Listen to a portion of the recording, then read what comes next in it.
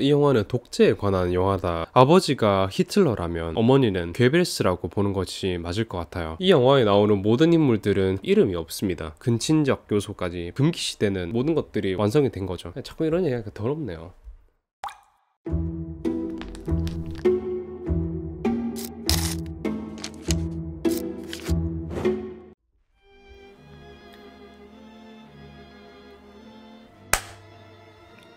네, 안녕하십니까 여러분들, 딥그린입니다. 한 주 열심히 보내신 여러분들, 아니 뭐 한 주 열심히 안 보냈으면 어떻습니까? 한 주 잘 마무리하셨으면 하는 마음을 담아서 이렇게 또 돌아왔습니다. 덥죠? 진짜 요새 날씨가 장난이 아닌데 저번 주 주말에 비가 좀 왔었잖아요. 이렇게 장맛비가 대차게 한번 왔었는데 그때 이후로 날씨가 한번 꺾일 거라고 생각을 했는데 그렇지 않고 이번 주 진짜 덥고 날씨도 쨍쨍하네요. 매번 돌아올 때마다 이렇게 날씨 이야기를 하는데 제가 피부가 되게 하얀 편이에요. 남자 치고 피부가 하얗다 뭐 그런 얘기가 아니라 성별을 제외하고도 제가 좀 많이 하얀 편이라서, 그리고 또 저는 하얀 피부를 선호하기도 하고 그래서 타는 게 너무 싫어서 이번에 또 양산을 하나 샀습니다. 네, 선크림도 진짜 꼼꼼하게 바르고 그렇게 다니고 있는데 평소에 또 자전거 타는 것도 좋아하고 그래서 걸어 다닐 때라도 자외선 차단을 좀 많이 해야겠다, 잘 해야겠다 이런 생각이 들어서 양산을 장만하게 됐는데 아주 좋더라고요. 상남자 특 양산 씀, 선크림 꼼꼼히 바름. 네. 여러분들 집 앞에 편의점 가실 때나 이럴 때는 그냥 선크림 바를 순 없잖아요. 그럴 때는 그냥 모자라도 이렇게 쓰고 나가셨으면 좋겠습니다. 나중에 되면은 노화 확 오면은 억울하잖아요. 그래서 우리 잘 관리를 하자고요. 그 양산을 쓰면은 3도가량 온도가 낮아진다, 그런 연구 결과가 있더라고요. 그래서 이렇게 쓰기 시작했는데 아주 나이스합니다. 그리고 그저께 매직도 했습니다. 셀프 매직인데 아주 잘 된 것 같아요. 근데 너무 편 부분이 있어가지고 그런데 볼륨을 좀 살리기가 어렵더라고요. 그래도 뭐 곱슬머리째로 막 이렇게 부지시하게 다니는 것보다 나으니까. 곱슬 없던데 웬 매직이냐 하실 수 있는데 여러분들 만나기 전에 제가 다 드라이를 하고 곱슬도 펴고 그렇게 와서 안 그렇게 보이는 거거든요. 곱슬이 꽤나 있는 편인데 여름에는 또 곱슬을 다 펴고 그렇게 나가도 조금만 걸어 다녀도 습기 때문에 난리가 나요. 막 꼬불꼬불해지고 막 히피펌 한 것처럼 그렇게 돼버리는데, 그리고 저 매직을 안 한 채로 또 드라이를 안 하고 대충 말리면은 이렇게 나와요. 보셨죠? 제가 저렇다니까요.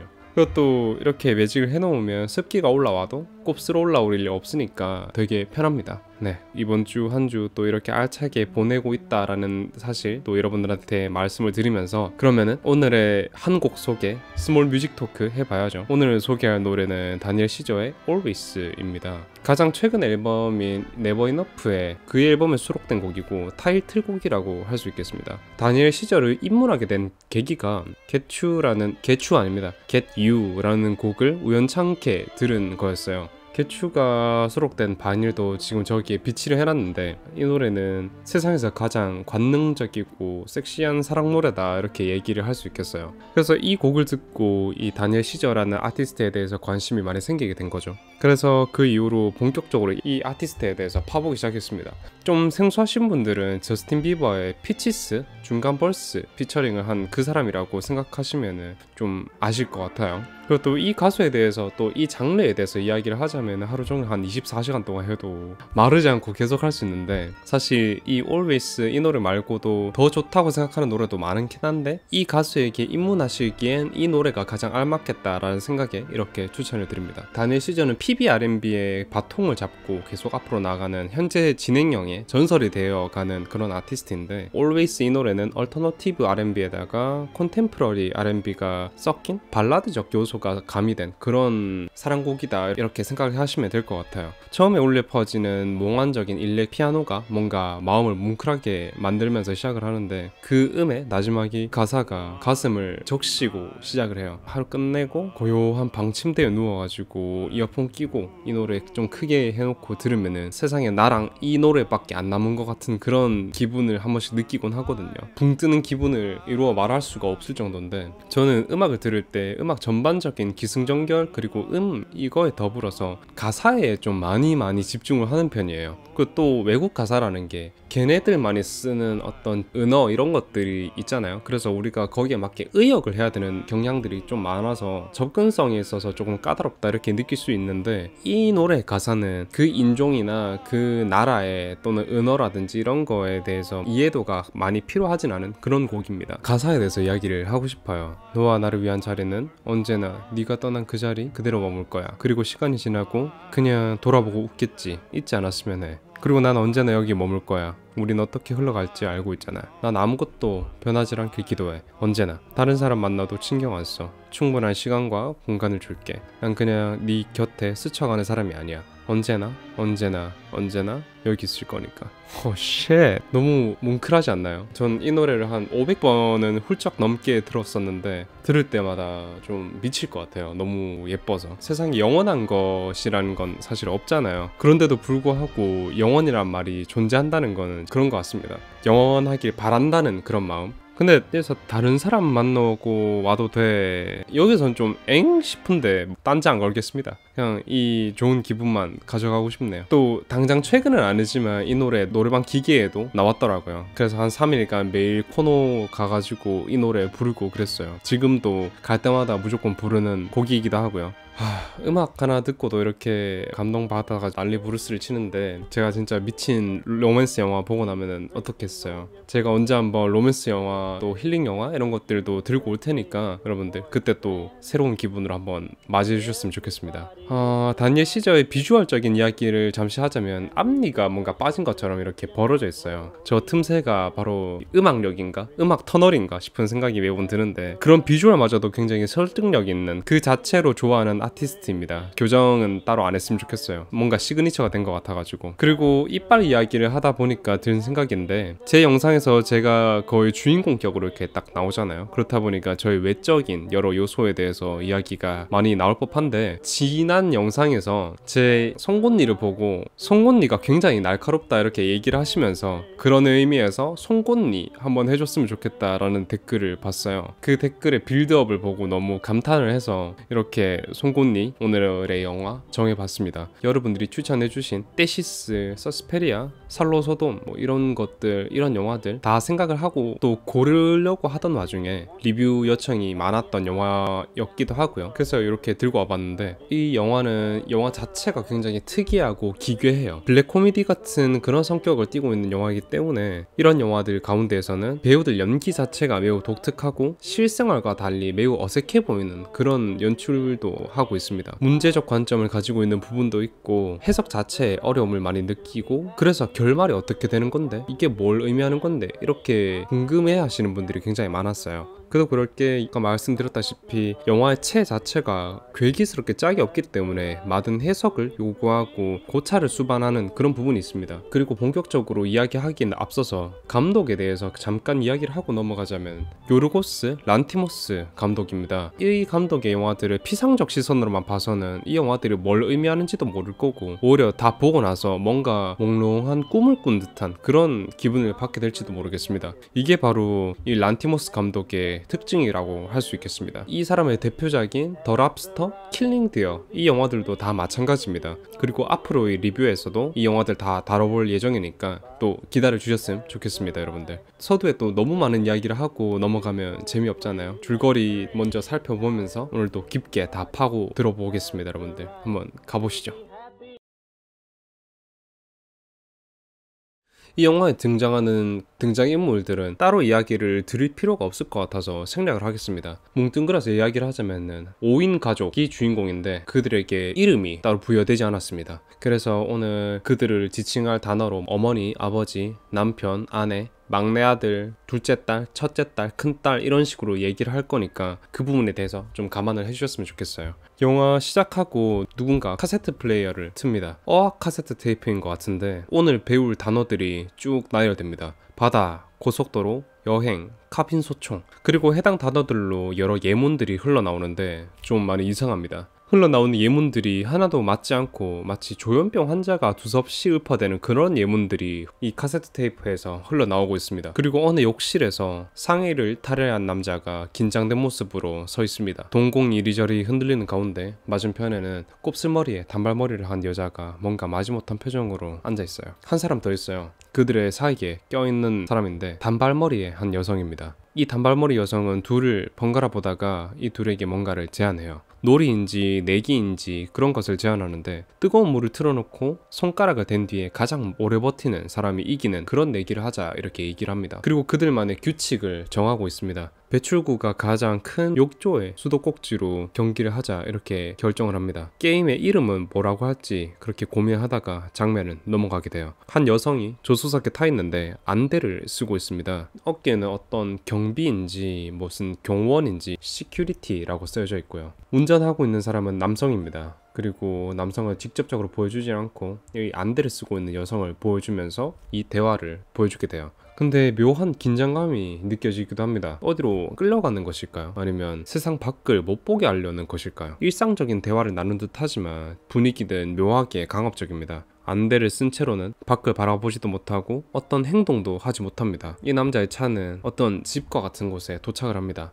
그리고 차가 벤츠네요. 꽤나 고급 벤츠인 것 같은데 집에 도착하고 운전자인 중노년의 남성은 조수석에 타있던 여성의 안대를 벗겨줍니다. 그리고 남자가 집 안으로 들어서자 처음에 나왔던 남자가 방 안에서 운동을 하고 있는 모습이 비춰져요. 뒤이어서 같이 왔던 조수석에 탔던 그 여성이 들어오는데 이 여성의 이름은 크리스티나라고 합니다. 그리고 중년 남성이 이 방에 침대볼을 정리해주더니 나갑니다. 그리고 또 나가자마자 이 젊은 남성과 여성은 나체로 탈의를 하고 침대로 가서 교차해서 이렇게 앉아요. 뭐 보아하니까 말하기 조금 민망하긴 합니다만 크리스티나 이 여성이 이 남자의 성기를 발기시키고 있는 것 같아요. 성관계를 하기 위함인 것 같습니다. 그리고 성관계를 시작하는데 어떤 쾌락과 애정이 담긴 그런 관계가 아니라 어떤 의무를 다하고자 하는 듯한 그런 관계의 전경이에요. 어떠한 말도 없이 그저 행위 자체에 집중을 하고 있습니다. 서로 눈도 마주치지 않은 채로 말입니다. 관계가 끝나고 크리스티나는 방에서 나가서 거실로 가요. 이제야 이들이 누구인지 어떤 관계인지 점점 나오는 것 같습니다. 이 젊은 남성은 아까 그 중년 남성의 막내 아들이었고 첫 장면에 나왔던 그 두 여성은 큰딸 그리고 뒤이어서 나왔던 단발머리 그 여성이 둘째 딸 이렇게였어요. 크리스티나는 이 두 자매 사이에 껴서 앉아 있습니다. 그리고 일상적인 대화를 나누고 큰딸은 크리스티나의 치장품을 보면서 신기해하는데 굉장히 흥미로워 보여요. 흥미로워 보인다기보다 이 크리스티나가 가지고 있는 이 물건들의 정체가 무엇인지 거기에 대해서 굉장히 관심이 많은 것 같습니다. 그리고 크리스티나와 관계를 맺었던 막내 아들도 어느새 뛰어와서 소파에 앉습니다. 늙은 남자는 이제 누군지 알겠습니다. 이 가정의 가장인 듯 해보여요. 상석에 앉는데 맞은편에 자기 아내도 따라서 앉아요. 그리고 아내가 그렇게 얘기를 합니다. 크리스티나도 온 김에 같이 비디오를 찍자라고 말입니다. 남편은 이 제안을 수락하고 캠코더를 들어서 크리스티나를 비롯한 두 딸들과 아들을 촬영을 해요. 그리고 남편은 크리스티나에게 다시 안대를 씌워서 집을 벗어나 그녀가 원래 있던 곳으로 다시 데려다 줍니다. 함께 탄 차 안에서 모종의 거래를 하는 듯 돈을 쥐어주게 되고요. 아까 그 성관계의 대가인 것 같아요. 그 장면은 빠르게 바뀌고 아까 봤던 남매가 서로 짧은 나무막대로 펜싱을 하고 있어요. 그리고 그들을 비추는 배경으로 아버지의 목소리가 카세트 테이프에서 흘러나오고 있습니다. 어떤 수학 문제를 내고 풀이 방식에 대해서 이야기를 하는 그런 카세트 테이프가 재생되고 있는데 막내딸은 가위로 여자 인형의 사지를 잘라내면서 자신의 수족을 잘라내는 듯이 비명을 지르고 있습니다. 그리고 저녁이 되고 가족이 모두 식탁에 앉아서 식사를 하고 있는데 자식들은 마치 어미새에게 먹이를 요구하는 것처럼 아버지에게 이것저것이 필요하다 이렇게 얘기를 합니다.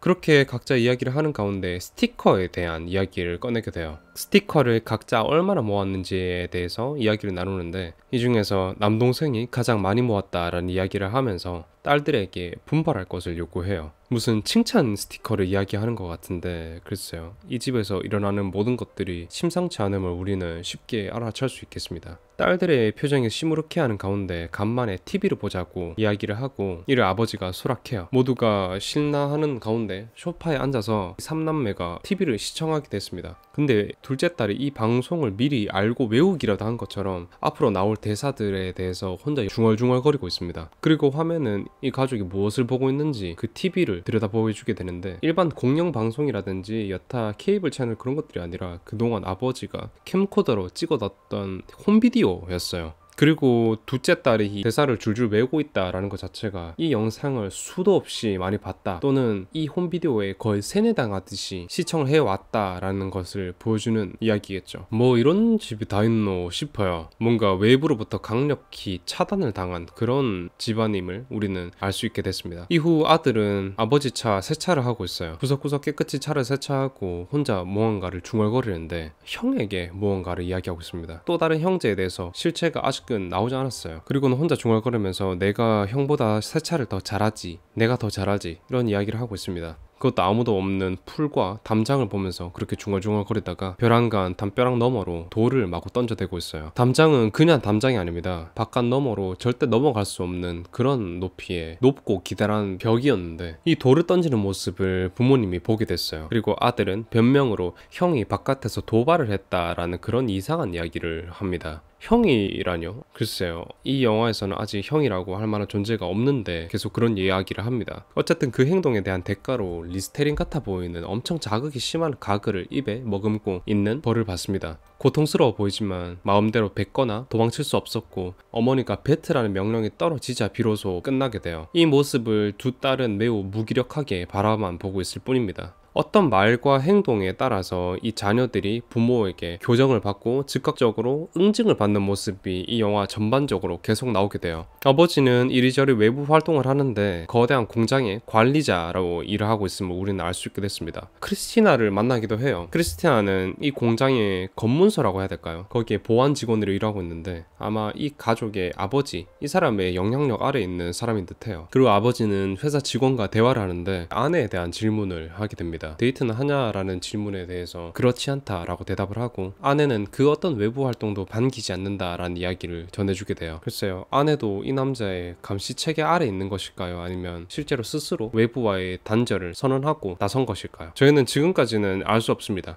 이후 아버지는 개 훈련소에 맡겨둔 개를 찾으러 갑니다. 화면은 어떤 도베르만을 훈련시키는 모습을 보여주는데 훈련소장은 개를 찾으러 왔다는 아버지의 말에 안 된다라고 먼저 이야기를 합니다. 뒤이어서 설명을 하게 되는데 완벽히 주인의 말에 복종하는 충성스러운 개를 만들어내기 위해서는 아직 더 시간이 필요하다 이렇게 이야기를 합니다. 그런 개를 원한다면 아직은 더 기다려야 된다 이렇게 설득을 하게 되고 그 말에 수긍을 하게 돼요. 개가 왜 필요한 것일까요? 집을 지키기 위해서? 아니면 자녀들이 이 집에서 도망치는 것을 미연에 방지하기 위해서? 아니면 둘 다를 위해서? 뭐가 됐든 상관없습니다. 이 남자의 말에 복종하는 개가 만들어지기만 하면 되니까요. 지금까지는 이 집에 대해서 여러 가지가 다 의문투성입니다. 아이들은 모두 부모님의 눈을 피해서 이것저것을 시도하고 그들에게 시종일관 복종하는 모습을 보이기도 합니다. 그리고 큰딸은 자신의 바깥에 있는 실체가 없는 얼굴도 모르는 자기 오빠를 위한 것인지 몰래 빵을 잘라서 담장 너머로 던지는 그런 행동을 보여주기도 해요. 그리고 아버지는 다시 크리스티나를 차에 태워서 집으로 향합니다. 첫 장면과 똑같이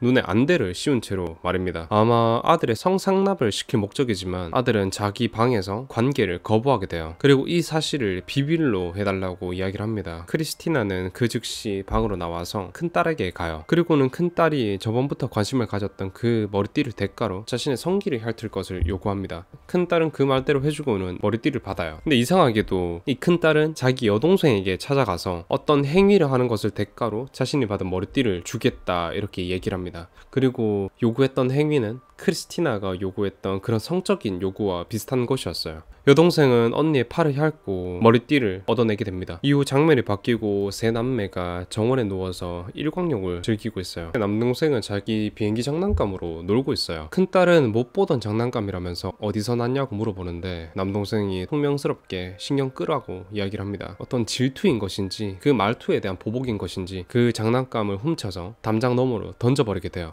이 일로 어머니에게 큰딸은 흠씬 두들겨 맞게 되는데 어머니에게 맞은 분풀이를 다시 하기 위해서 남동생의 팔을 칼로 그어버리는 행동을 해요. 그리고 아무 힘이 없는 남동생은 다친 팔까지 덜렁거리면서 아버지가 오기만을 기다리고 아버지가 집에 도착하자마자 다시 차를 타고 나가서 장난감을 주워달라고 이야기를 합니다. 아버지는 그렇게 해주고요. 그리고 다음 날이 됐습니다. 평소처럼 아들은 정원에서 스트레칭을 하고 운동을 하고 있는데 정원에서 처음 보는 생명체를 보고 기겁을 하게 됩니다. 고양이에요. 너무나도 작고 귀엽고 예쁜 고양이인데 이때 아들은 어디서 갖고 왔는지 정원 가위를 가지고 다시 그 고양이와 대치하게 됐고 순식간에 그 커다란 정원 가위로 고양이를 반토막 내버려요. 그리고 이 사건은 이 가족에게 있어서 꽤나 비상사태였어요. 이 사실을 어머니는 전화로 남편에게 알렸고 남편은 처음에는 당황하긴 했지만 이를 오히려 좋은 기회라고 생각하고 차를 몰고 다시 집으로 바로 향하게 됩니다. 그리고 집 앞에서 맥가이버 칼로 자신의 옷을 갈기갈기 찢고는 빨간 색소를 마치 피처럼 온몸에 바르고 있어요. 그리고 집으로 곧장 가서 온 가족 앞에서 이렇게 이야기를 합니다. 너희들이 소문으로만 들었던 가장 나이가 많던 형제는 바깥 습격으로 사망했다. 그리고 나의 옷도 이렇게 갈기갈기 찢었지. 아비로서 참 마음이 아프다. 그리고 너희 형제를 죽인 그 생명체는 바로 고양이라는 것이다. 아주 무자비하고 잔인한 것이지. 이렇게 이야기를 하고 온 가족에게 고양이가 나타났을 때를 대비해서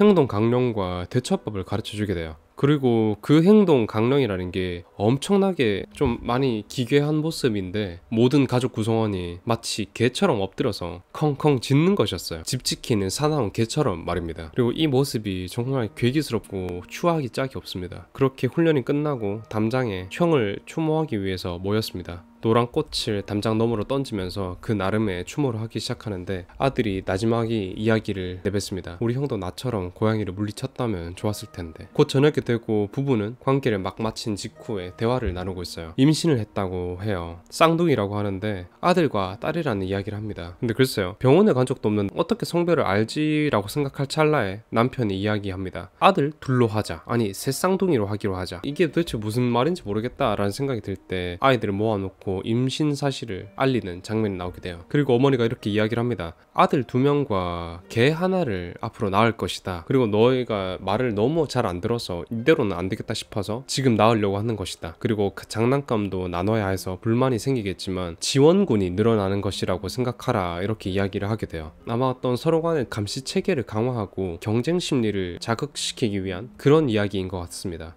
이때 이후로 좀 어지러운 장면이 계속 나오게 되는데 둘째 딸은 언니의 성기 근처를 핥으면서 뭐라도 얻어내길 원하고 아버지에겐 발톱을 깎아주고 그런 행위들을 하고 있어요. 그리고 어느 날 아버지는 집에 돌아오자마자 남들이 보기 전에 시장에서 사온 살아있는 도미를 수영장에 풀어넣습니다. 그리고는 아무 일 없다는 듯이 식탁에 앉아서 우유를 마시고 있는데 둘째 딸이 수영장에서 물고기를 발견하고 아버지에게 이를 잡아달라고 요청을 하게 돼요. 아버지는 작살과 물안경을 대동하고 나타나서 수영장에 뛰어듭니다. 그리고 이 장면은 아무래도 아버지가 자신의 필요성 그리고 세상이 얼마나 무서운지에 대해서 계속 각인을 시키고 아들이 자신의 손아귀에서 벗어날 수 없게 만들기 위해서 이런 일을 벌였던 것 같아요. 그렇게 저녁 시간이 다가왔고 테이블에 앉아 있습니다. 정갈한 옷으로 환복하고 다들 만찬을 즐기기 직전에 아버지가 설교 시간을 먼저 가져요. 독립할 시기에 관한 이야기를 먼저 하게 되는데 남자가 가장 활동적인 나이 30에서 40세, 여자가 가장 활동적인 나이 20에서 30세,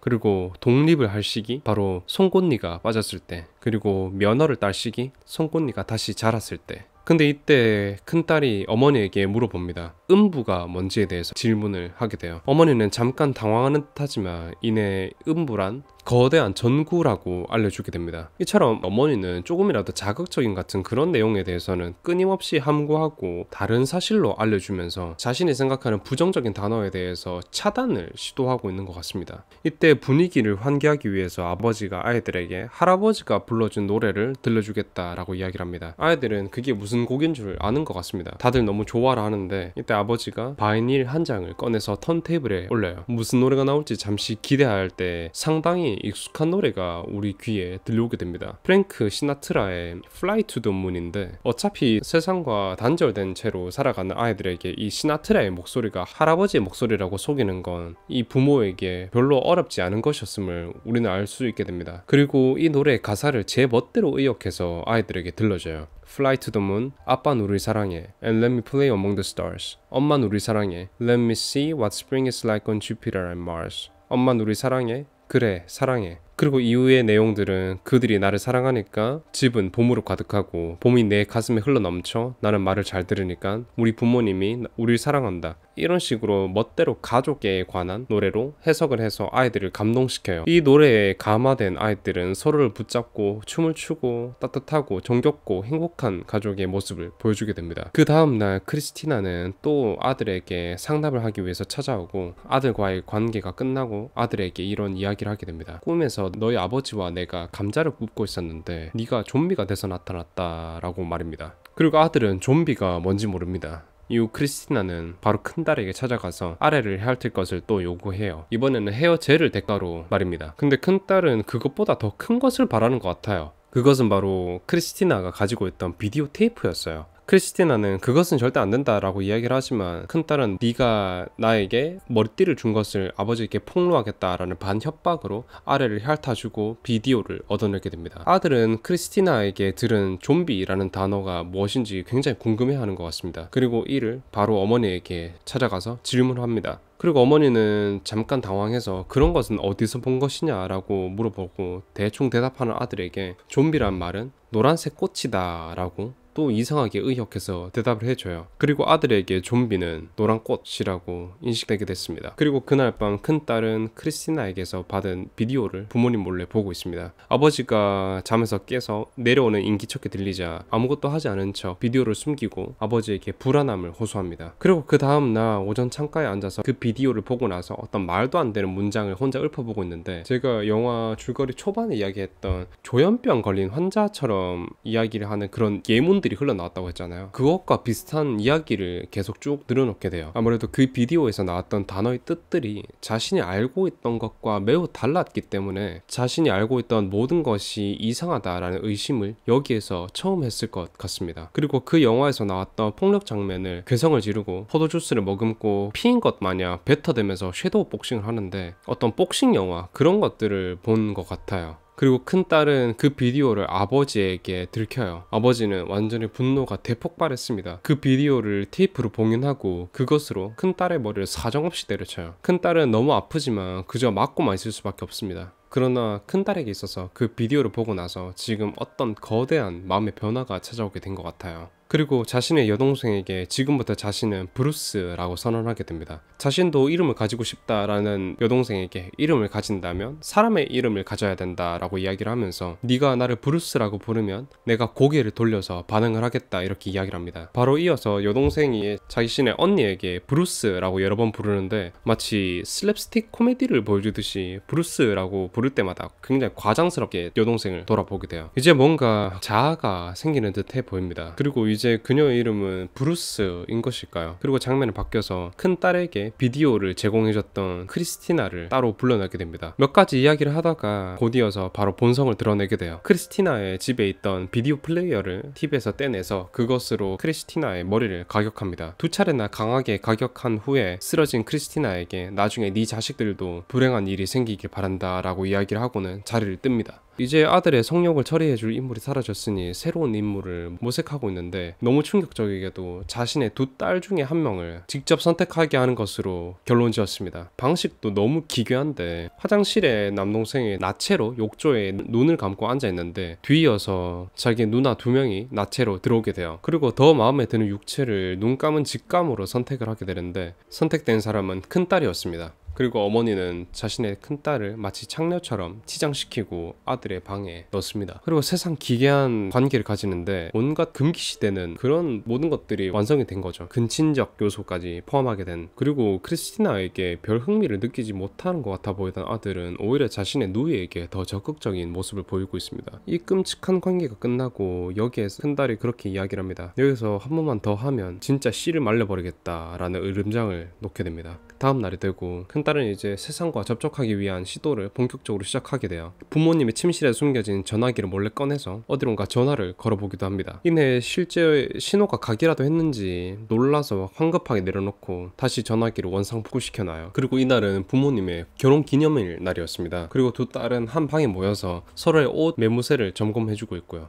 그리고 큰딸은 동생에게 자신의 송곳니가 흔들린다고 이야기를 합니다. 이 말은 체제가 무너지고 있음을 비유하는 것 같습니다. 그리고 작은 딸은 언니의 송곳니를 확인해주면서 그저 상상일 뿐이야. 송곳니는 전혀 흔들리지 않는다 라고 이야기를 합니다. 동생은 이 체제가 무너지지 않을 것이라고 생각하고 있는 것 같습니다. 그렇게 둘은 옷 매무새 점검을 마치고 부모님을 축하하는 자리로 갑니다. 그리고 이 삼남매가 어떤 축하 공연을 마련한 것 같은데 남동생의 기타 소리에 맞춰서 이 두 딸이 너무너무 기괴한 마치 고양이 같아 보이기도 하고 목각 인형 같아 보이기도 하는 그런 춤을 춰대고 있어요. 그리고 세상과 어떤 접촉을 한 번도 해본 적 없는 이 두 딸의 춤이라는 것은 그 어떤 것인지 제대로 알 수도 없었고 너무 기괴하고 우스꽝스러운 행위를 해대고 있습니다. 춤이라고 부를 수 없을 것 같아요. 곧이어 한창 그렇게 춤을 출 때 작은 딸은 피곤함을 호소하고 그만하고 싶음을 부모님에게 이야기를 합니다. 쉬어도 된다라고 허락을 하고 딸은 그대로 식탁에 가서 앉습니다. 근데 큰딸은 뭔가 홀린 것처럼 프리스타일 댄스를 선보이면서 광란의 춤 사위를 보이게 돼요. 춤이라기보다는 어떤 자신의 혼란함에 대한 시위를 보이는 것처럼 보이는데 진짜 기괴하고 더러운 그런 춤을 추어 보이다가 점점 스스로의 광기에 잠식되어 가요.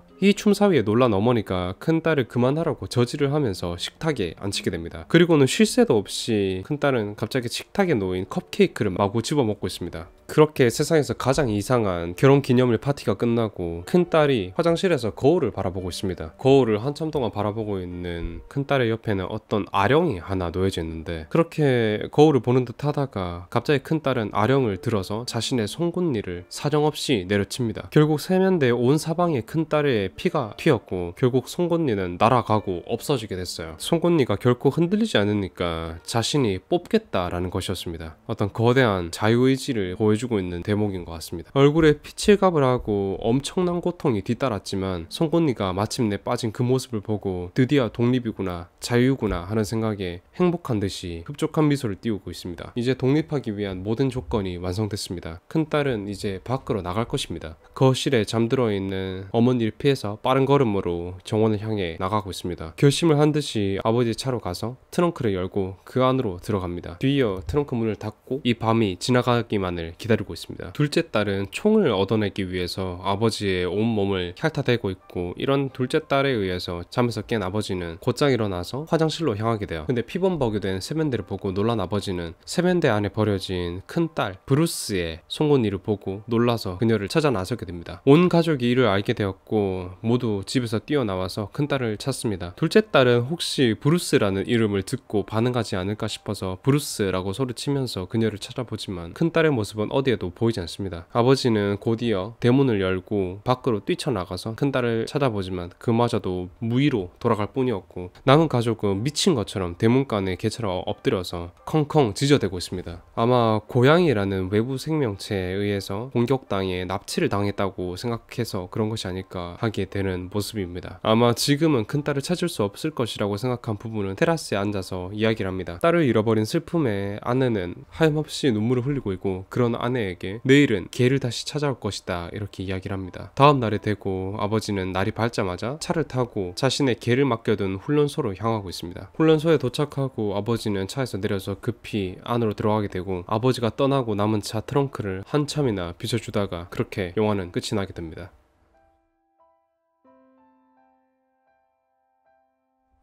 여러분들 잘 들어보셨나요? 이게 다른 영화에 비해서 진행이 그렇게 어렵진 않아요. 그리고 이런 영화들은 대놓고 초현실주의를 노린 것도 아니지만 영화의 체 자체가 매우 정적이고 이질적이고 연극적인 부분이 있습니다. 마치 잘 마련된 연극을 그냥 보여주는 그런 형태를 띠기도 하고 정제된 톤 그리고 연기를 보여주기 때문에 좀 기괴하다라는 측면이 굉장히 강한 영화예요. 일종의 사회 실험 영화 또는 디스토피아적인 가족극이다 이렇게 이야기를 할 수 있을 것도 같은데 이 영화의 가장 기본적인 장르라고 이야기를 한다면 심리극 그리고 또 블랙 코미디 이렇게 이야기를 할 수 있을 것 같아요. 충분히 많은 상을 탈 만한 영화기도 하고 많은 해석 그리고 또 다양한 측면으로 볼 가능성이 있는 영화입니다. 또 누군가는 가족의 뒤틀린 과잉 보호에 대한 그런 이야기라고 해석을 하는 부분들이 있는데 그렇게 이야기를 할 만하고 조금 더 큰 틀로 보자면은 독재에 관한 이야기다 이렇게 얘기를 드릴 수 있을 것 같아요. 또 개인적인 여러 의미로 다가올 수 있는 그런 영화이기 때문에 그 다양한 측면들에 대해서도 또 이야기를 많이 나눠보고 싶습니다. 그리고 또 영화적인 요소들이라거나 영화적인 연출이라거나 메타포 자체에 익숙하지 않은 분들에게는 너무 어렵고 모호한 투성이인 그런 영화로 다가올 것 같기도 해요. 오늘 하나하나 또 해석하면서 짚어보기로 마음먹었으니까 천천히 여러분들도 같이 따라와 주셨으면 좋겠습니다. 지금부터 한번 출발해 보도록 하겠습니다. 가장 먼저 이 영화는 독재에 관한 영화다라고 이야기를 할 수 있겠어요. 모든 인물들의 메타포가 독재자와 비밀 경찰 세력에 대한 이야기, 그리고 또 그 권력층에 굴복하고 복종하는 일반 시민에 대한 이야기임을 우리는 알 수 있게 됩니다. 그리고 독재라는 것은 생각보다 그리 길게 가지 못하는 것 같아요. 역사의 되풀이에서 이는 매번 반증해왔던 부분입니다. 그리고 독재에 성공하더라도 안정적인 사회적인 그런 삶의 기반을 만들어 놓지 않은 경우는 더욱 빠르게 몰락하는 모습들을 우리는 매 순간 목격을 해오고, 교과서에도 그런 부분들이 굉장히 잘 서술되어 있잖아요. 아사드 정권에 대한 그런 독재 이야기도 빼놓을 수가 없을 것 같아요. 당연히 이 정권이 뿌려댔던 갈등의 씨앗은 여전히 현재 진행형이고, 내전도 완전히 끝나지도 않았고요. 당장 러시아만 하더라도 푸틴이 몇 년째 독재를 이어나가고 있고 전쟁을 벌여오고 있지 않습니까? 그 안에서는 이미 슈퍼파워가 된 그런 인물인데, 조금 더 가까운 인물로 이야기를 하자면은 중국의 또 시진핑 있겠고요. 강력한 언론 탄압, 검열의 대명사가 되지 않습니까?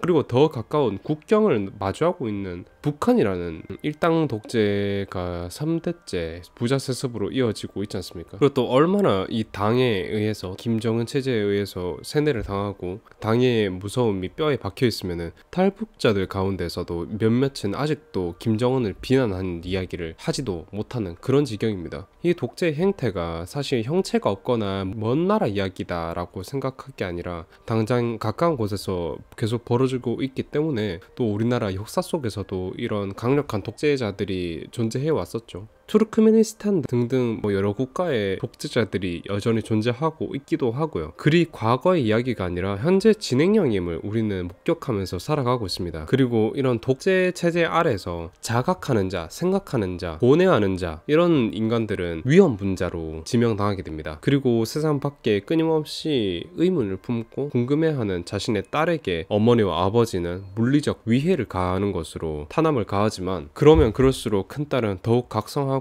바깥을 향해서 나가고자 하는 움직임을 더욱 크게 가져가게 됩니다. 이런 독재에 관한 이야기를 풀어나감에 있어서 여러 가지 많은 메타포가 이 영화에 숨어 있습니다. 그리고 요르고스 란티모스 이 감독 자체가 그리스 사람입니다. 조금 더 이야기를 하자면 그리스 위어드 웨이브 장르의 선구자가 된 그런 사람인데, 그런 만큼 그리스가 겪어왔던 독재에 대한 이야기를 하고 있는 것일까 생각을 해서, 그리스 1967년에서 74년까지 집권했던 군사 독재 정권에 대해서 이야기를 잠깐 하고 넘어가자면, 키프로스 사태 직후에 이 정권은 무너지게 됐어요. 그리고 쿠데타 직전에는 총선이 위정돼 있었고 좌파 쪽이 승리할 것 같아서 이 군부 세력이 들고 일어나서 쿠데타를 감행해버린 거죠. 이 쿠데타는 성공하게 됐습니다. 그리고 그 결과로 언론에 대한 검열이 시작됐고, 정치인, 예술가들은 체포당하고 고문당하기 시작했습니다. 당연히 좌파 쪽 인사들 역시 무참하게 짓밟혔죠. 독재를 성공시킨 나라들, 그리고 무력으로 집권한 독재자들의 매우 비슷한 양상이 그리스에서도 펼쳐졌던 것이었습니다. 결국 키프로스 사태로 인해서 어떤 국제적인 압박과 내분으로 인해서 정권 자체가 빠르게 무너지게 됐고, 헌법이 개정되고 왕정이 폐지되는 것으로 사회 전반적으로 굉장히 큰 변화가 왔어요. 이 영화가 대놓고 그 당시 군사 독재 정권에 대한 비판과 풍자를 담았다 이렇게 얘기를 하고는 있지는 않지만,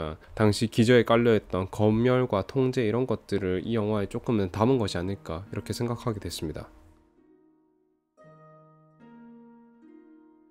송곳니가 영어로는 dogtooth이라고 합니다. 그리고 앞서 이야기했듯이 이 영화는 그리스 영화예요. 그리스어로 송곳니는 키노돈타스라고 합니다. 개의 이빨이라는 말인데 영어의 어원과 똑같죠. 개의 이빨, 주인에게 복종하고 영원히 충성하는 이 이빨이 빠질 때 비로소 독립이 가능할 것이라는 메타포를 담았습니다. 그리고 송곳니는 웬만해선 잘 흔들리지 않습니다. 그리고 이 송곳니를 뽑고 앞으로 나아가려면 엄청난 고통이 수반되게 되는 거죠. 그렇기 때문에 자유의지를 가진다는 것, 그리고 문제의식을 가진다라는 것 자체가 얼마나 어려운지에 대해서 이야기를 하고 있고, 독재 체제에서 벗어난다는 것이 또 얼마나 힘든가, 또 얼마나 큰 고통을 수반하게 되는가 라는 것을 보여주기 위한 매개로 이 영화에서 등장했고, 이 영화 제목이 된 것이라고 보고 있습니다. 거기에 우리 치아 중에서 가장 늦게 나고 가장 마지막까지 자리를 지키는 이빨 중 하나가 바로 송곳니라고 해요. 치근이 굉장히 깊고 단단히 박혀있는 그런 치아라고 합니다.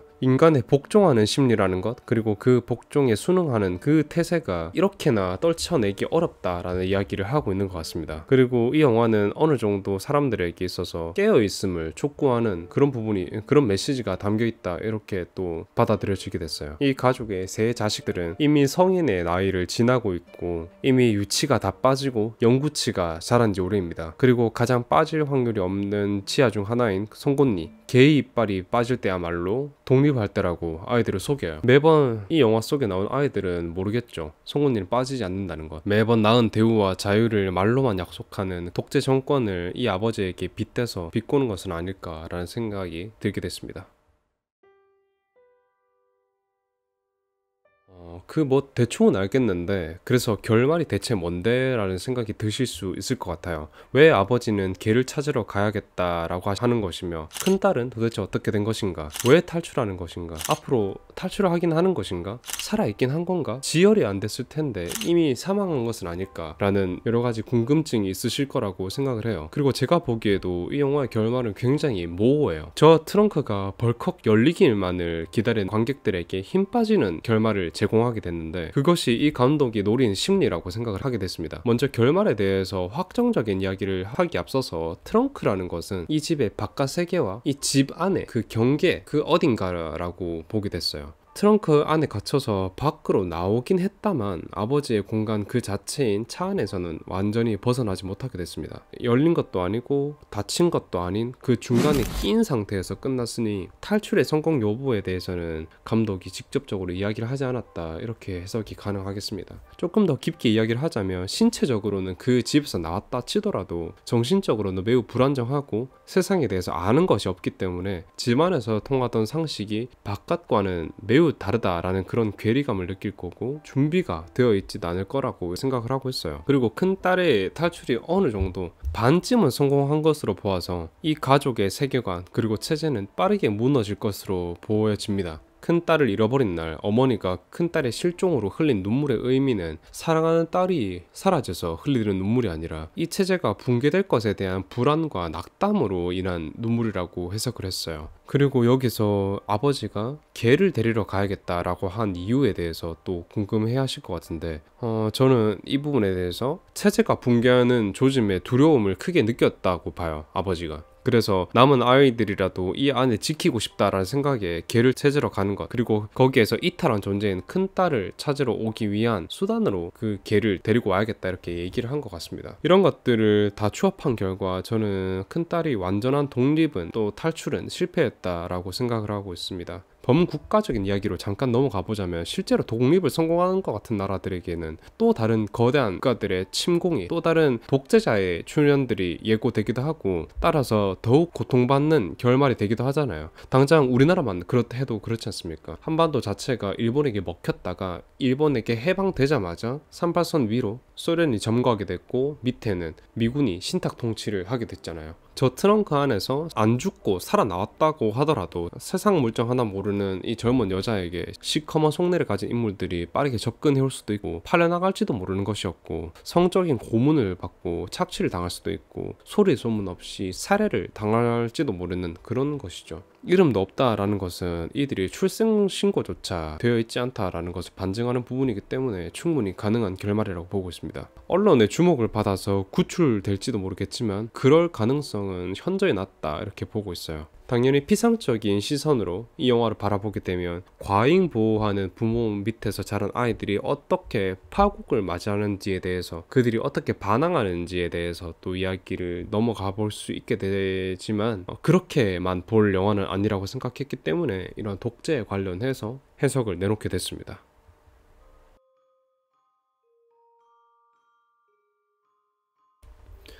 아이들이 쓰는 표현들을 가만 보면 뭔가 심이 곡해되어 있음을 우리는 영화 내내 목격하게 됐어요. 특히 폭력이라든가 부정적인 의미를 갖고 있는 그런 단어를 듣거나 그런 문장을 들고 올수록 의미를 더욱 이상하게 의역을 해서 어머니가 아이들에게 가르쳐줘요. 한 번도 바깥 세상과 접촉을 해본 적 없는 아이들에겐 어머니와 아버지가 만든 교육 자료가 다일 뿐이었습니다. 그 중에 하나가 좀비는 노란 꽃이라고 설명한 것이었고, 성기는 음반이라고 하는 것이었고, 음부라고 하는 것은 거대한 정구다, 이렇게 얘기를 하는 것이었습니다. 이런 식으로 약간 민감하게 보일 수 있는 그런 단어들은 다 해석이 곡해되고 와전돼 있어요. 바깥에 있는 세상에 대한 인지 자체를 통제한다 이렇게 볼 수 있는데, 이게 왜 이렇게 무서운 일인가 생각해보자면, 언어를 통제한다는 건 생각을 통제한다는 것과 저는 같다고 보고 있습니다. 언어에 대한 자유가 없다는 것은 언론의 자유가 없다는 것이고, 언론의 자유가 없다는 것은 표현의 자유 역시 허락되지 않는 것이고, 표현의 자유가 없다는 것은 예술에 대한 자유가 없다라는 것이다 라고 연쇄성이 있다 라고 보고 있거든요. 또 이 단어를 곡해했다는 것 자체가 검열을 의미하기도 하죠.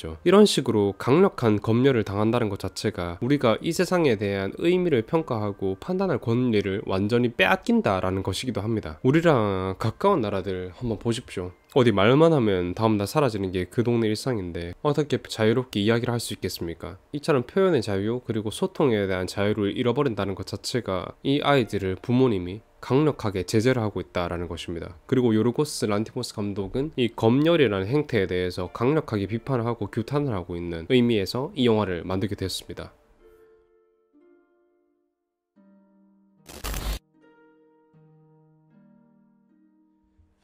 이 영화에 나오는 모든 인물들은 크리스티나를 제외하고 이름이 없습니다. 그러니까 개개인의 정체성을 규정하고 나아갈수록 없도록 한 부모의 첫 번째 근본적인 계략이라는 생각을 먼저 하게 됐어요. 이어서 각각 인물에 대해서 그 상징성에 대해서 조금 더 자세하게 세분화해서 이야기를 좀 해보고 싶어요. 먼저 아버지에 대해서 이야기를 해볼게요. 독재자 그리고 절대 권력 그 자체입니다. 겉으로 멀리서 본다면 또는 아이들을 집에서 못 나가게 하는 것만 제외한다면 여러 요소들은 좋은 아버지로 보이게끔 할 수도 있어요. 아이들이 또는 아내가 요청하는 부분에 대해서 다 받아들여주고 아이들이 해달라는 대로 다 해주게 돼요. 하지만 아들에게 성상납을 해주는 여성을 고용하고 바깥 세상으로 한눈을 팔며 무자비한 방식으로 폭행과 위해를 가합니다. 모든 요소들을 제한하고 이 가족이라는 구성에 대해서 복종하고 오직 가족의 화목에 대해서만 힘을 쓰도록 만들어요. 그 중에 하나가 Fly Me to the Moon이라는 노래를 아이들의 할아버지가 만든 노래라고 아이들을 속이고 해석 또한 광적으로 곡해해서 아이들에게 알려주게 됐어요. 극단적으로 과잉보를 하고 통제를 하면서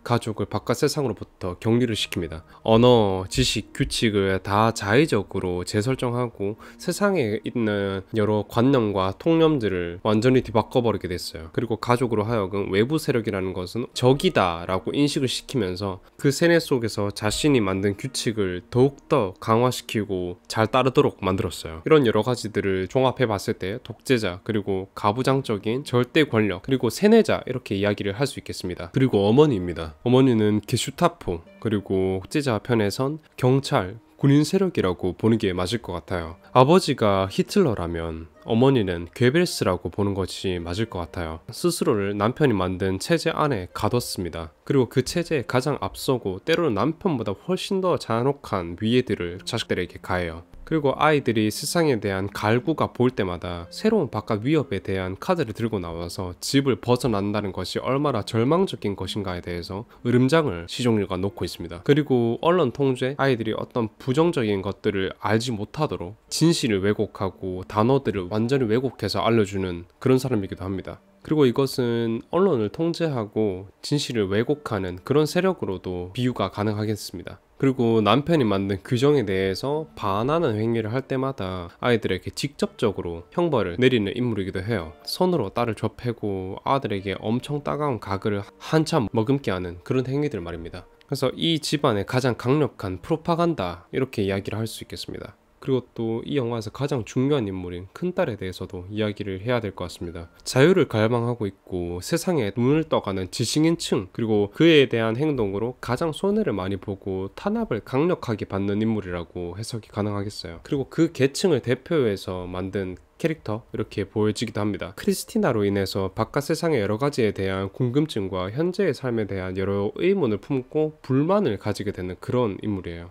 우연찮은 기회로 이것저것 바깥 세상을 간접적으로나마 경험하게 됐는데 이후 자신의 여동생에게 자신의 송곳니가 흔들린다라고 이야기를 합니다만 이빨은 하나도 흔들리지 않고 있습니다. 자신의 이가 흔들린다는 것이 아니라 자기 가족 자체의 체제가 흔들리고 있음을 빗대어 이야기하는 것 같았습니다. 그리고 크리스티나로부터 얻은 비디오에서 본 이름으로 자신을 브루스라고 규정을 하고 그것이 사람의 이름이다 라는 것을 알게 됐어요. 그리고 자신의 정체성을 급격하게 스스로 만들어내기 시작합니다. 그리고 이 체제에서 독립할 수 있는 조건을 스스로 맞춰나가기 시작하는데 아령으로 자신의 송곳니를 직접 쳐서 빼버립니다. 엄청난 고통을 느꼈지만 행복해하는 얼굴이 만연하면서 그렇게 트렁크로 들어가게 돼요. 약간은 탈북자가 떠오르는 그런 인물이기도 합니다. 그리고 둘째 딸에 대해서 또 바로 이야기해보겠습니다. 독재와 경찰에 아부하면서 필요한 것들을 얻어내고 새로운 지배층으로 도약하고자 하는 기회주의 계층이다 이렇게 얘기를 할 수 있을 것 같아요. 그리고 인물 자체에는 조용해 보이는 듯하지만 폭력성과 불안함이 굉장히 강한 그런 인물이라고 볼 수 있겠습니다. 수능적으로 보이지만 자고 있는 동생을 망치로 폭행하고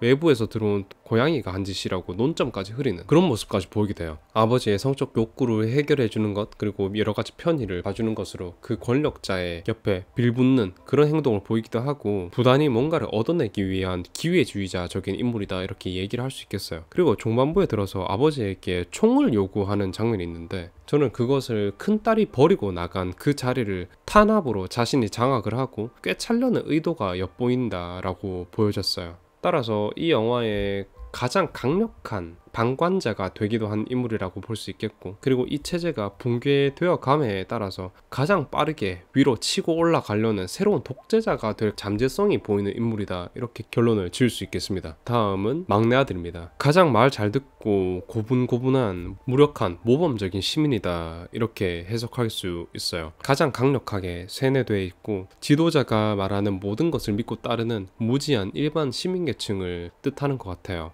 이런 계층만 있다면 세상 모든 독재들은 다 성공했을 것이고 흔들리지도 않았겠죠. 독재자에게 있어서 가장 충성스러운 개이고 어떤 의문도 품지 않는 모범 시민 그 자체입니다. 강력한 지도자가 이끄는 것에 어떤 개인의 주관을 펼치는 능동성이 전혀 없고 굉장히 수동적이고 그 카리스마에 이리저리 휘둘리기만 하는 그런 아들이자 계층을 표현하는 것 같아요. 그런 특성들 덕분에 아버지 즉 독재자에게 보상을 받는 존재이기도 합니다. 그리고 아버지로부터 이런 상납을 받고 있음에도 불구하고 이에 대한 어떤 윤리적인 문제가 있음을 전혀 인지하지 못하고 넙죽 받아먹게 되는 거죠. 그리고 한 번씩 보이는 모습에서는 자신보다 나은 복종자들에 대한 강한 경쟁심을 보이기도 해요. 리더로부터 더 강한 보상을 받고 더 착한 시민이다 라는 것을 보이기 위해서 내가 저들보다 더 낫다라는 것에 대해서 스스로 계속 설파를 하고 이야기를 끊임없이 하려고 합니다. 그것이 세차를 하다가 문득 담장 앞에 서서 내가 형보다 세차를 잘해 라고 하는 부분이었어요. 그리고 자신의 잘못된 행동에 대해서 처벌받는 것에도 어떤 저항을 하지 못하고 고지곳대로 그랬어야 하는 것처럼 받아들이는 그런 인물이기도 해요. 동시에 다른 계층들의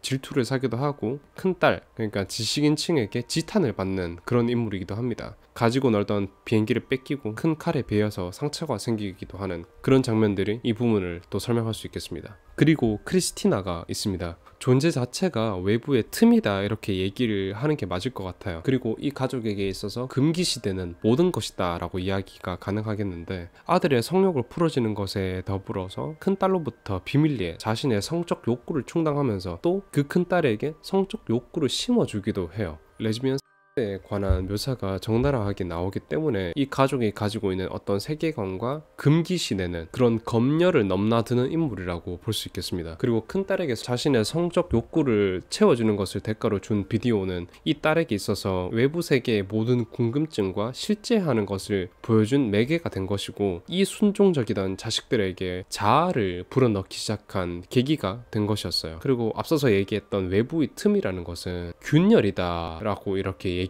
할 수 있겠습니다. 그 덕분에 큰딸은 브루스라는 이름을 가지게 되었고요. 크리스티나가 의도하지 않은 일임에도 불구하고 이 가족의 체제 자체를 흔든 인물이고 자유의 바람을 불어넣은 존재예요. 그리고 자유의 바람이라는 것은 누가 크게 부추기는 것이 아니라 우연찮은 그런 계기에서 시작되는 것이다 라는 것을 여러 역사에서 많이 봐왔었잖아요. 크리스티나의 이런 평면적인 인물 구성이 굉장히 더 와닿았던 것 같아요. 그리고 여기에서 마지막으로 이야기해볼 존재가 하나 더 있습니다. 바로 형이라고 하는 존재예요. 알 수 없는 존재고 이 사람의 존재는 실존하지 않습니다. 다만 부모가 아이들에게 지어낸 가상의 인물인데 외부 세계와의 단절을 공고히 하기 위해서 이 인물을 가상으로 만들어낸 것이었어요. 울타리 밖으로 뭔가를 던졌을 때 형이 나타나서 그랬다, 난 형보다 세차를 더 잘해, 이런 이야기들이 수없이 등장하게 되는데 아이들에게 있어서 어떤 동경을 하게 되는 그런 대상이 된 것 같아요. 그리고 아이들이 뭔가 말을 듣지 않다거나 반항하려는 면이 보이면 어김없이 부모는 형은 지금 밖에서 어떻게 지내고 어떤 어려움을 겪고 이런 식으로 겁을 주게 돼요. 이 존재를 해석하자면 저는 프로파간다라고 해석을 했습니다. 이 가족이 보여주는 전체주의적인 형태에서 단결을 위해 만들어낸 캐릭터, 선전용사, 선전물 이런 것과 같은 이야기인 것이에요. 허상이 불과할 뿐이지만 내부 구성원들에게는 복종을 하게 되는 강력한 매개가 되는 것입니다.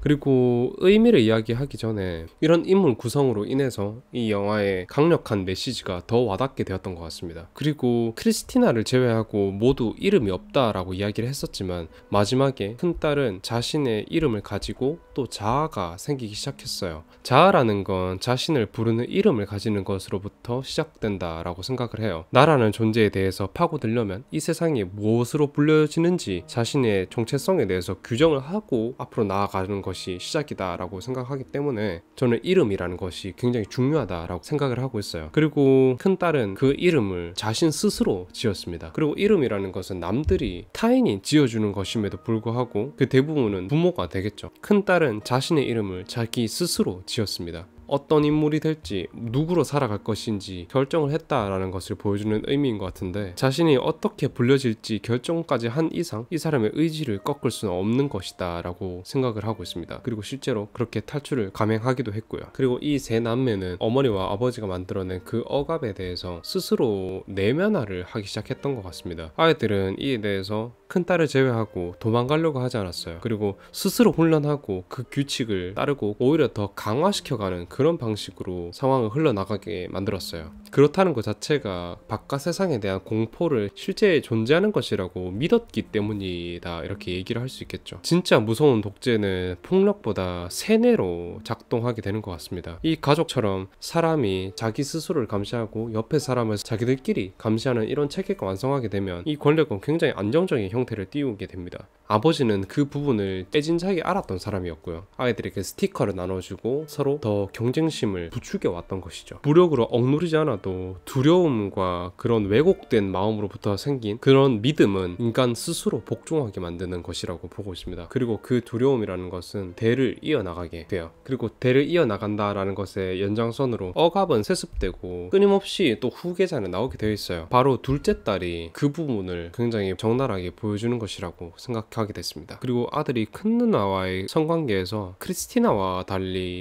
적극적으로 성관계에 임하는 모습은, 큰 누나는 이 가족 중에서 가장 반항적이기도 하고 또 독립적인 인물이다 이렇게 얘기를 할 수 있겠는데, 그래서 아들이 큰 누나에게 했던 그 행위 자체가 가족 내에 있는 어떤 지배 관계라든가 큰 누나가 가지고 있는 그런 자유의지를 스스로 억압하려고 하는 그런 행위일 수도 있겠다라는 생각을 하게 됐어요. 크리스티나는 아버지의 명령에 의해서 굉장히 수능적인 태도를 보여주고 있기 때문에 아들의 관심이 조금 덜 집중되는 것이다 라고 해석이 가능하기도 하겠고, 그에 반해서 큰딸은 동거반복이긴 하지만 반항적이고 독립적인 성향을 가지고 있다고 했잖아요. 그러므로 더욱 끌려 했던 것은 아닐까. 그래서 그 누이를 선택할 때에도 큰 누나를 선택하게 된 거죠. 자꾸 이런 얘기가 더럽네요. 그래서 란티모스 감독은 말 꺼내기도 싫은 이런 더러운 매개들을 이용해서 억압된 욕망이라든가 금기라든가 폭력이라든가 이런 것들에 대한 주제를 강화시켜 왔던 것 같아요.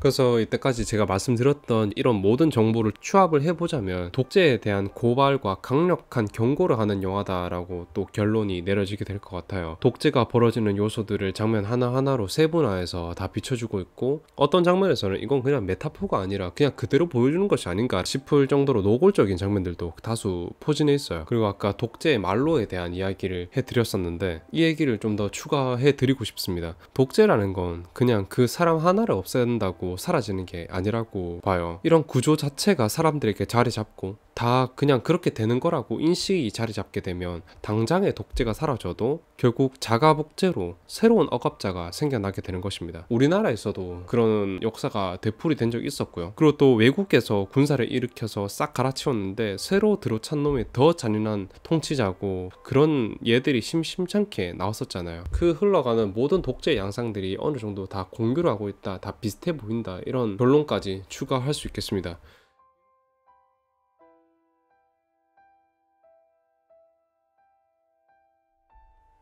그리고 마지막으로 이 영화의 독특한 연출에 대해서 또 이야기를 안 할 수가 없을 것 같아요. 굉장히 정적이고 미니멀한 카메라 워크를 보여주고 있기 때문에 인물들을 비추고 행위 자체를 비추는 것 자체가 약간 감시 카메라 같은 그런 느낌이 있다, 이렇게 얘기를 할 수 있어요. 그리고 감시 카메라처럼 보인다라는 것 자체가 억압적인 분위기를 강조한다라는 것으로 또 치환이 가능하겠습니다. 그리고 매우 무감각한, 아니 무감정에 가까운 연출로 극으로 치닫는 그런 장면들을 굉장히 무덤덤하게 표현해낸 것도 이 영화의 특징적인 장면이라고 볼 수 있겠습니다. 그에 따라서 사운드도 굉장히 정적으로 활용을 했고 배경음악을 거의 쓰지 않았어요. 이런 정적인 장면들이 모여서 큰딸이 미친 듯이 춤을 추는 장면, 그리고 갑자기 아령으로 자신의 송곳니를 뽑아내는 이런 절정 역시 실험 카메라를 보는 듯이 차분하게 보여요. 이 지점이 이 영화의 특징적인 부분일 뿐만 아니라 란티모스 감독 영화의 세계관 자체임을 보여주기도 합니다. 모든 인물들이 냉소적인 행동을 비추는 게 바로 란티모스 감독의 세계관이라는 것이에요. 더 랍스터가 그랬고 킬링 디어 역시 그랬습니다. 볼 때마다 이 영화들은 굉장히 신선한 충격이라서 참 놀라운 감독이구나, 이런 생각을 하게 됐습니다. 이 영화에 대해서 한마디로 표현하자면 언어, 문화, 정보 통제는 인간을 무력하게 만든다라는 이야기가 될 수 있겠고, 그것이 비록 자신을 감싸고 있는 가족일지라도 감옥이 될 수 있다라는 것을 어떤 메타포로 전달을 했던 것 같아요. 그리고 자유를 얻어내는 일은 송곳니를 스스로 뽑아내는 일이다라는 것처럼 엄청난 고통을 감수해야 되는 것이다 라는 것을 간접적으로 보여주고, 그 고통으로 얻어낸 자유 역시 그 이후에 그리 안전하지도 또는 행복하지만을 알 것이다 라는 이야기를 또 보여주고 있는 것 같습니다. 네, 오늘은 여기까지입니다. 여러분들 꼭 해보고 싶은 영화였고 또 이렇게 좋은 기회가 돼서 여러분들 앞에, 카메라 앞에 또 서게 됐는데 기분이 너무 좋습니다.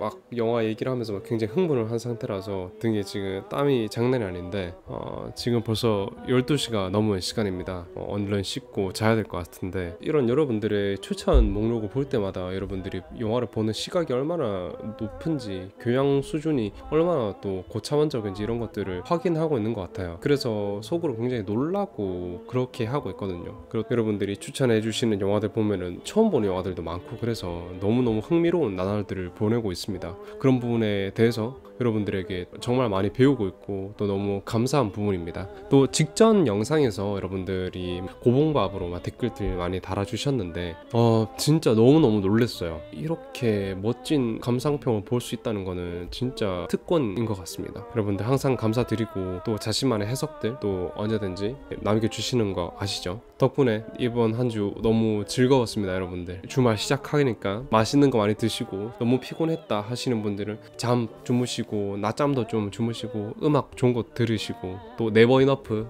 always 다니시죠? 한번 꼭 들어보셨으면 좋겠어요. 다들 주말 잘 보내시고 또 일하시는 분들 화이팅입니다. 그렇게 한 주 마무리 잘 하고 또 새로운 한 주 또 멋지게 그려 나가봤으면 좋겠습니다. 여러분들 다음 주에 더 멋진 영화, 더 멋진 이야기, 더 멋진 영상으로 비슷한 시간대에 찾아뵙도록 하겠습니다. 여러분들 고맙습니다.